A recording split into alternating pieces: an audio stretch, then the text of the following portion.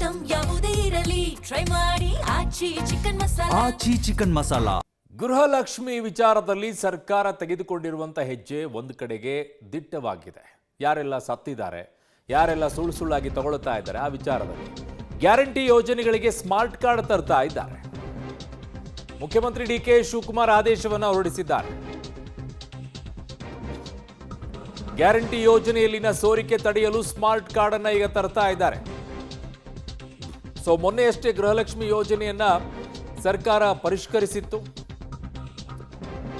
ಸತ್ತವರ ಹೆಸರಿನಲ್ಲಿ ಸುಮಾರು 100 ಕೋಟಿಯವರೆಗೂ ಹಣ ಸಂದಾಯದ ಬಗ್ಗೆ ಮಾಹಿತಿಯನ್ನ ಬಂದಿದೆ ಅವರಿಗೆ. ಇದರ ಬೆನ್ನಲ್ಲೇ ಗ್ಯಾರಂಟಿಗೆ ಸ್ಮಾರ್ಟ್ ಕಾರ್ಡ್ ಜಾರಿಗೆ ನಿರ್ಧಾರವನ್ನ ಮಾಡ್ತಾ ಇದ್ದಾರೆ. ಅದರದ್ದು ದುರುಪಯೋಗವಾಗುತ್ತೆ ಸರ್, ಅದು ದುರುಪಯೋಗ ಮಾಡ್ತಾರೆ. ಅದಾಗದೇ ಇರೋ ರೀತಿಯಲ್ಲಿ ಆರಂಭದಲ್ಲೇ ಕಡಿವಾಣವನ್ನ ಹಾಕಬೇಕು.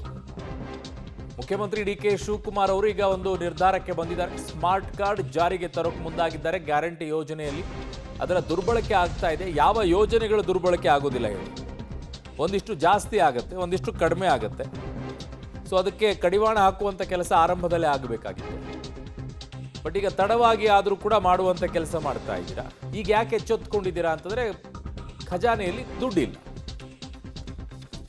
ಸುಮಾರು 100 ಚಿಲ್ಲರೆ ಕೋಟಿ ರೂಪಾಯಿ ಹಣ ಈಗಾಗಲೇ ಕೆಲವು ಗೃಹಲಕ್ಷ್ಮಿ ಯಾರು ವಯಸ್ಸಾಗಿತ್ತು, ಯಾರು ಯಜಮಾನಿ ತೀರ್ಕೊಂಡಿದ್ರು, ಅದೆಲ್ಲ ಕೆಲವೆಲ್ಲ ತೆಗೆದುಕೊಂಡ್ಬಿಟ್ಟಿದ್ದಾರೆ. ಅದಕ್ಕೆ ನಾವು ಮತ್ತೆ ವಾಪಸ್ಸು ಆ ವಸ್ತುದಲ್ಲಿ ಯಾರ್ಯಾರ್ದೋ ಫೋನ್ ನಂಬರ್ ಕೊಟ್ಬಿಟ್ಟಿದ್ದಾರೆ. ನಾವು ಅದನ್ನು ತನಿಖೆ ಮಾಡಿಸಿದ್ವಿ. ಮೊನ್ನೆ ಬಾಗಲಕೋಟಲ್ಲಿ, ದಾವಣಗೆರೆಯಲ್ಲಿ ಕೂಡ ಟ್ರೈ ಮಾಡಿದೋ, ಬೇರೆ ಕಡೆಲ್ಲ ಟ್ರೈ ಮಾಡಿದೋ, ಸುಮಾರು ಹಳ್ಳಿಗಳಲ್ಲಿ ಮಾಡಿದ್ವಿ. ಯಾರೋ ನಂಬರ್ಗೆ ಫೋನ್ ಹೋಗ್ತಾ ಇದೆ, ಅವ್ರ ಹತ್ರ ಇಲ್ಲ, ಮಾಹಿತಿ ಇಲ್ಲ. ಯಾರು ನಿಜವಾಗ್ಲೂ ಒರಿಜಿನಲ್ ಹೋಗ್ತಾ ಇದೆಯೋ ಇಲ್ಲೊಂದು ಚೆಕ್ ಮಾಡಬೇಕಾಗಿದೆ. ಅದಕ್ಕೆ ಮತ್ತೆ ಅವರು ಅರ್ಜಿಗಳನ್ನು ಕೊಡಬೇಕಾಗ್ತದೆ. ಯಾರಿಗೂ ನಿಲ್ಸಕ್ಕೆ ಹೋಗಲ್ಲ ನಾವು, but they will have to give an application. ಯಾರನ್ನ ಹಣನೂ ಕೂಡ ಯಾರನ್ನು ಕೂಡ ತೆಗೆದಾಕಬೇಕು ಅಂತ ನಮಗೆ ಇಷ್ಟ ಇಲ್ಲ, ತೆಗೆಯೋದು ಇಲ್ಲ. ಬಟ್ ಅವ್ರು ಕರೆಕ್ಟ್ ಮಾಹಿತಿಯನ್ನು ಅವರು ಕೊಡಬೇಕು. ಯಾವ ಬ್ಯಾಂಕಲ್ಲಿ ತೆಗೆದುಕೊಳ್ತಾ ಇದ್ದೀವಿ, ನಮ್ಮ ಕರ್ನಾಟಕದ ಬ್ಯಾಂಕ್ ಹೋಗ್ತಾ ಇದೆಯಾ, ಹೊರಗಡೆ ರಾಜ್ಯಕ್ಕೆ ಹಣ ಹೋಗ್ತಾ ಇದೆಯಾ, ಇಲ್ಲ ಅವ್ರು ಏನಾದ್ರು ಈ ಪೋಜಿ ಸ್ಕೀಮ್ಗಳಲ್ಲಿ ಯಾರು ಸಣ್ಣ ಲಂಚಕ್ಕೋ ಇಲ್ಲ ಅಂದರೆ ಯಾವ್ದಾದ್ರು ಒಂದು ಸಾಲ ತೆಗೆದುಕೊಂಡದಕ್ಕೋ ಇಲ್ಲ ಯಾವ್ದಾದ್ರು ಒಂದು ಸ್ಕೀಮ್ಗೋ ಆ ದುಡ್ಡು ಹೋಗ್ತಾ ಇದೆಯಾ ಅನ್ನೋದೆಲ್ಲ ಕೂಡ ನಮಗೆ ಮಾಹಿತಿ ಬೇಕಾಗ್ತದೆ. ಯಾಕೆಂದರೆ ಅವರು ಬದುಕಲಿ ಅಂತೇಳಿ ಆರ್ಥಿಕವಾದಂಥ ಶಕ್ತಿ ಸಿಗಬೇಕು, ಅವ್ರಿಗೆ ಕುಟುಂಬಕ್ಕೆ ಅನುಕೂಲ ಆಗಬೇಕು ಅಂತೇಳಿ ನಾವು ಈ ಗೃಹಲಕ್ಷ್ಮಿ ಕೊಡ್ತಾ ಇದ್ದೀವಿ. ಗೃಹ ಜ್ಯೋತಿಗೂ ಕೂಡ ಅವರು ಅರ್ಜಿಯನ್ನು ಕೊಡಬೇಕು. 1,64,000 ಜನ ಯಾರು ಮನೆಯಲ್ಲಿದ್ದಾರೆ ಅವ್ರಿಗೆಲ್ಲ ಕೊಡ್ತಾ ಇದ್ದೀವಿ. ಅವರು ಕೂಡ ಒಬ್ಬೊಬ್ಬರು 5, 6, 7 ಇದಿದೆ ಅವ್ರಿಗೆ. ಅವರೇ ವಾಸ ಇದ್ದಾರಾ, ಬೇರೆ ವಾಸ ಮಾಡ್ತಾ ಇದ್ದಾರಾ, ಯಾರ ಮನೇಲಿ ವಾಸ ಮಾಡ್ತಾರೆ, ನಮ್ಮ ಕರ್ನಾಟಕದವ್ರು ಅಲ್ವಾ, ಅವ್ರ ವ್ಯವಸ್ಥೆ ಏನಿದೆ, ಇದನ್ನೆಲ್ಲ ಕೂಡ ನಮಗೆ ಮಾಹಿತಿಯನ್ನು ತಿಳ್ಕೊಳ್ಬೇಕಾಗ್ತದೆ. ಅವರು ಕೂಡ ಗುರುತಿನ ಚೀಟಿಯನ್ನು ನಾವು ಕೊಡಬೇಕಾಗ್ತದೆ. ಈಗ ನಾವು ಸುಮ್ಮನೆ ಒಂದು ಸಣ್ಣ ಚೀಟಿನ ನಾವು ಕೊಡ್ತಾ ಇದ್ದೀವಿ, 0 ಬಿಲ್ ಕೊಡ್ತಾ ಇದ್ವಿ, ನಮಗೇನು ತೊಂದರೆ ಇಲ್ಲ, ಇಷ್ಟೇ ಮಾಡ್ತಾ ಇದ್ವಿ, ಒಂದು ಕಾರ್ಡ್ ಕೊಡೋದ್ರಲ್ಲಿ ಏನು ಸಮಸ್ಯೆ ಇಲ್ಲ. ಯಾರು ಗೃಹ ಜ್ಯೋತಿ ಬಳಸ್ಕೊಳ್ತಾ ಇದ್ದಾರೆ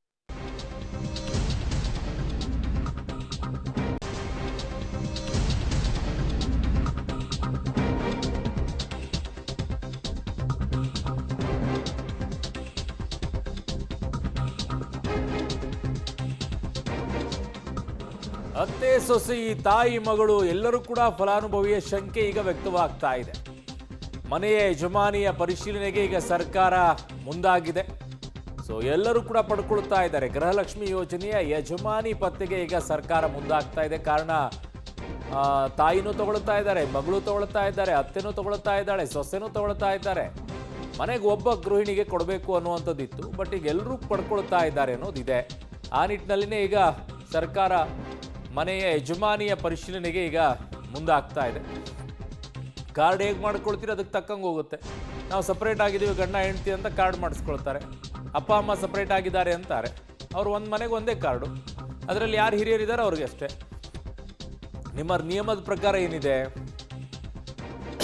ಆಧಾರ್ ಕಾರ್ಡಲ್ಲಿ, BPL ಕಾರ್ಡಲ್ಲಿ ಯಾರು ಹಿರಿಯರಿದ್ದಾರೆ, ಯಾರು ಗೃಹಿಣಿ ಇದ್ದಾರೆ ಅವರಿಗೆ ಮಾತ್ರ ಇದೆ ಅಂತ ಹೇಳಿದ್ದೀರಾ. ಹಾಗಾಗಿ ಸಪ್ರೇಟ್ ಆಗಿ BPL ಕಾರ್ಡ್ಗಳನ್ನು ಮಾಡ್ಕೊಳ್ತಾ ಇದ್ದಾರೆ, APL ಕಾರ್ಡ್ಗಳನ್ನು ಮಾಡ್ಕೊಳ್ತಾ ಇದ್ದಾರೆ, ಅಂತ್ಯೋದಯ ಕಾರ್ಡ್ಗಳನ್ನು ಮಾಡಿಸ್ಕೊಳ್ತಾ ಇದ್ದಾರೆ. ಅವುಗಳನ್ನು ಹೇಗೆ ನೀವು ಬೈಫರ್ಕೇಶನ್ ಮಾಡ್ತೀರಾ? ಒಂದು ಮನೆ ಇದೆ, ಅವರು ಸಪ್ರೇಟ್ ಮನೆ ಮಾಡ್ಕೊಂಡಿದ್ದಾರೆ, ಅವ್ರದ್ದೇ BPL APL ಎಲ್ಲ ಸಪ್ರೇಟ್ ಆಗಿದೆ. ತಾಯಿ ಮಗಳು 2,000 ರೂಪಾಯಿ ಬರುತ್ತೆ ಅಂದರೆ ತಾಯಿ ಮಗಳು ನಾವು ಇಲ್ವೇ ಇಲ್ಲ, ನಾವು ಬೇರೆನೇ ಅಂತಲೇ ಹೇಳ್ಕೊಳ್ತಾರೆ. ಬೇಕಿದ್ರೆ ಆಗುತ್ತೆ ಸರ್, ಇವುಗಳನ್ನೆಲ್ಲ ತುಂಬ ಕಷ್ಟ. ಇವುಗಳನ್ನೆಲ್ಲ ಬೈಫರ್ಕೇಷನ್ ಮಾಡಿಕೊಂಡು ನೀವು ಕೊಡುವಂಥದ್ದು ಬಹಳ ಕಷ್ಟ ಆಗುತ್ತೆ. ಹಣ ಅಂದರೆ ಹೆಣಾನು ಬಾಯಿ ತೆಗಿಯತ್ತೆ ಅಂತಾರಲ್ಲ, ಹಾಗೆ ಹಣದ ಮುಂದೆ ಈಗ ಸಂಬಂಧಗಳು ಬೇಕಿದ್ರೆ ಸತ್ತೋಗ್ಬಿಡ್ತಾವೆ, ಆ ಪರಿಸ್ಥಿತಿಯಲ್ಲಿದೆ. ಬಟ್ ನೀವು ಏನೋ ಮಾಡೋಕ್ಕೆ ಹೊರಟಿದ್ದೀರಾ, ಮಾಡಿ ಎಷ್ಟು ಸಾಧ್ಯ ಆಗುತ್ತೋ ಅಷ್ಟು ಫಿಲ್ಟರ್ ಮಾಡಬೇಕು ಅಂತ ಬಯಸ್ತಾ ಇದ್ದೀರಾ. ಖಜಾನೆಯಲ್ಲಿ ಕೊಡೋಕ್ಕೆ ಕಾಸಿಲ್ಲದೆ ಇರೋ ಟೈಮಲ್ಲಿ ಫಿಲ್ಟರ್ ಮಾಡೇ ಕೊಡಬೇಕು ಅಂತ ನಿಮ್ಗೆ ಅನಿಸ್ಬಿಟ್ಟಿದೆ. ಕಾರಣ ಅದು ತುಂಬ ಜಾಸ್ತಿ ಆಗ್ತಾ ಇದೆ ಅಂತ ಈಗ ಅನಿಸ್ತಾ ಇದೆ. ಆರಂಭದಲ್ಲಿ ಅನಿಸ್ಬೋದಾಗಿತ್ತಲ್ವ ನಿಮಗೆ, ಯಾಕೆ ಅನಿಸ್ತಿಲ್ಲ ನಿಮ್ಮ ಸರ್ಕಾರಕ್ಕೆ? 3 ವರ್ಷಗಳವರೆಗೂ ಕೂಡ ಕೊಟ್ಟರಲ್ಲ, ಅದು ಎಲ್ಲೋಯ್ತು ದುಡ್ಡು ಆಗಿದ್ದಾಗ? ಯಾರು ತಗೊಂಡ್ರು, ಏನು ಮಾಡಿದರು? ಈಗ ಬೇರೆ ರೀತಿಯಲ್ಲಿ ಅದನ್ನು ಹೇಳಿದ್ರೆ